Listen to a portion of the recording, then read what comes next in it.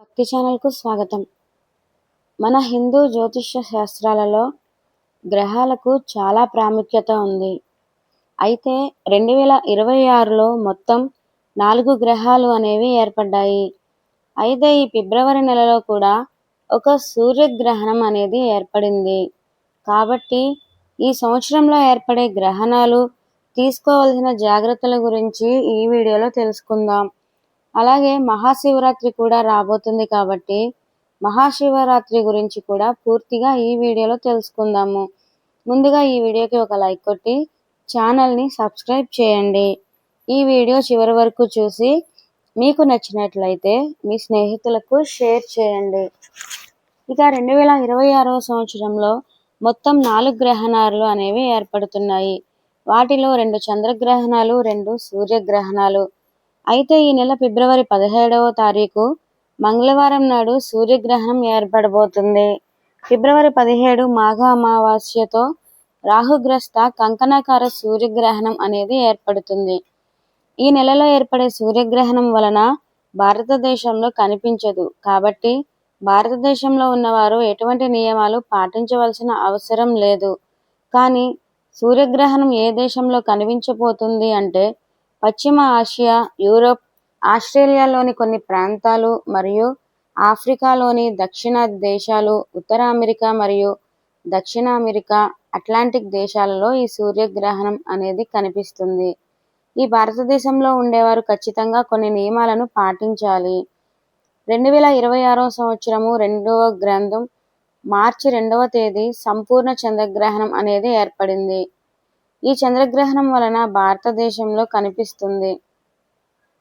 ఈ 2026వ సంవత్సరంలో ఇదే తొలి చంద్రగ్రహణం కాబట్టి ప్రతి ఒక్కరూ కూడా గ్రహణ నియమాలు అనేవి పాటించాలి.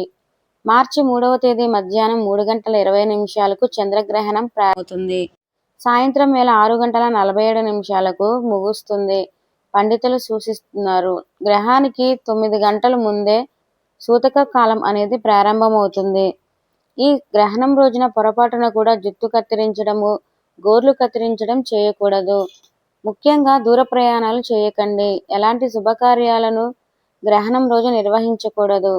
ఇక ఈ గ్రహణంలో కొత్త పనులు ప్రారంభించకూడదు. మార్చి 3వ తేదీన ఉదయాన్నే మీ పూజ గది తలుపులు మూసేయాలి. అయితే పూజ గదికి తలుపులు లేనివారు ఏదైనా వస్త్రంతో దేవుని పటాలను కప్పేయండి. అలాగే మీ ఇంట్లో తులసి కోట ఉన్నట్లయితే ఆ తులసి కోట పైన కూడా ఎర్రటి వస్త్రాన్ని వేయండి. ఈ రోజున దేవాలయాలను కూడా మూసేస్తారు కాబట్టి ఈ చంద్రగ్రహణం రోజున ఎలాంటి దైవ కార్యక్రమాలు చేయకూడదు. ఇక ఈ గ్రహణం సమయంలో అంటే మార్చి 3వ తేదీ మధ్యాహ్నం 3:20 నుంచి సాయంత్రం 6:47 వరకు బయటకి రాకూడదు. అలాగే ఇంట్లోకి వెలుతురు రాకుండా చూసుకోవాలి. ఇక ఈ గ్రహణం సమయంలో పొరపాటున కూడా భోజనం చేయకూడదు. భోజనం చేసిన తర్వాత ఏదైనా ఆహారం మిగిలితే ఆహారాన్ని తీసేయండి. అంటే మిగిలిపోయిన అన్నము లేదా కూరలు గ్రహణం తరువాత తినకూడదు. అలాగే ఇంట్లో నిల్వ ఉండే పచ్చళ్ళు, పప్పు దినుసులు, బియ్యము, పప్పు, కారం, చింతపండు ఇలా నిల్వ ఉండే పదార్థాలపైన ఖచ్చితంగా దర్బలు వేసుకోవాలి. అయితే దర్బలు అందుబాటులో లేని వారు 2 తులసి దళాలు వేసుకోండి. ఇక గర్భిణీ స్త్రీలు చాలా జాగ్రత్తగా ఉండాలి. గ్రహణం ఏర్పడడానికి ముందే గర్భిణీలు చీకటి గదిలో నిద్రించాలి.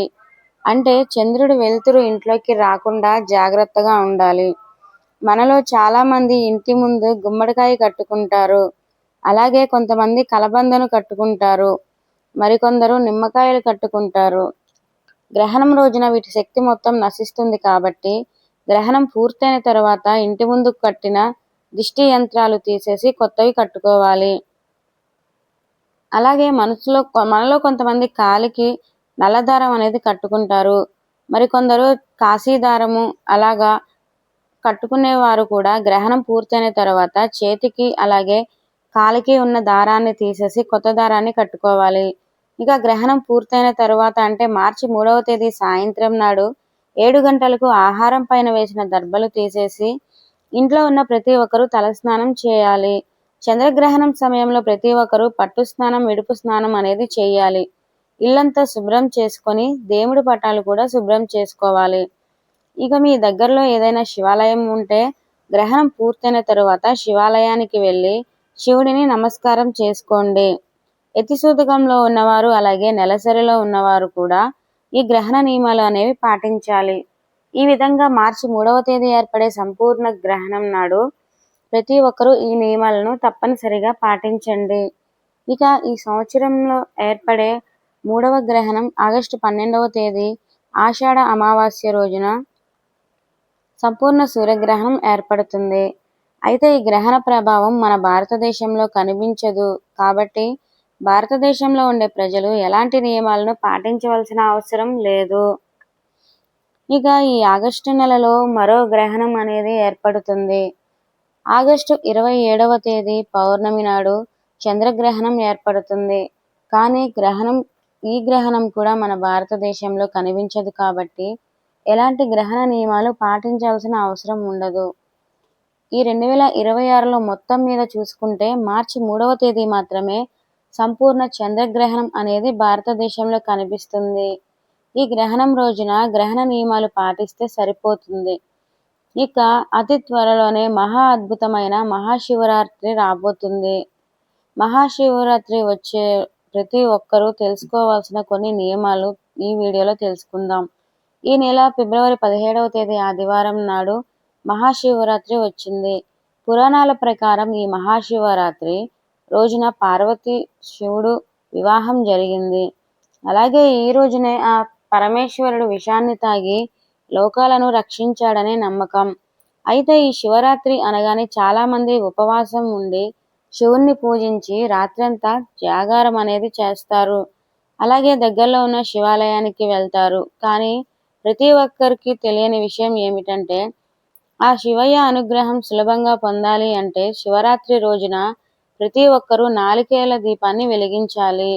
నారికేళ దీపం అంటే ఆ శివయ్యకు చాలా ప్రీతికరమైనది కాబట్టి అంతటి శక్తివంతమైన మహాశివరాత్రి రోజున మీ పూజ గదిలో కానీ తులసి కోటలో కానీ శివాలయంలో కానీ కొబ్బరి చిప్పతో దీపం వెలిగించండి.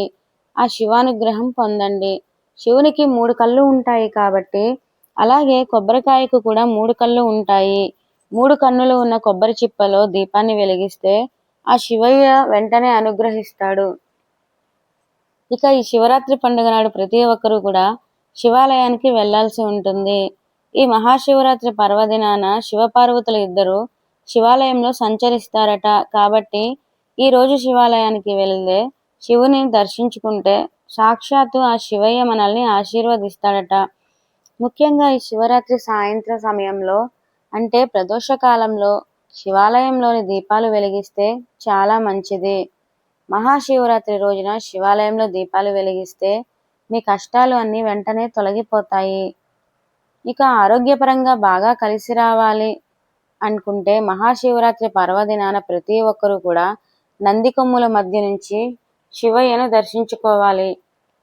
ఈ పవిత్రమైన మహాశివరాత్రి నాడు నంది కొమ్ముల మధ్య నుంచి ఆ పరమేశ్వరుని దర్శించుకున్న వారికి జన్మజన్మల పాపాలు అనేవి వెంటనే నశిస్తాయట.